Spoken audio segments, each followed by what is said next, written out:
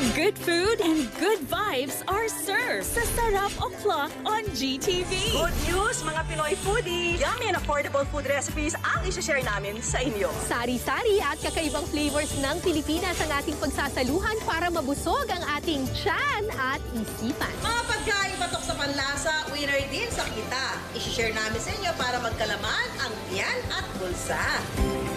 As usual, food, pero not the usual food. We'll give you local and international dishes with a twist. Manood at magpakabusog tuwing hapon sa Sarap O'Clock on GTV. Weekdays, 5. Busog tayo sa sarap sa mga pinakamasarap panoorin tuwing 6 p.m. on GTV. Mainit at humahagod sa lalamunan. Tara't ating tikman ang sabaw na mainam sa kalusugan. Tuloy-tuloy na ulit ang pagre-review ng paboritong review show ng bayan. Tara, let's eat! Para maging extra special ang ating negosyo, ang simpleng buttered garlic tahong ibigyan ko lamang po ng konting twist. This time, ang itaste test natin ay ang burrito, pero with a Pinoy twist. Wow!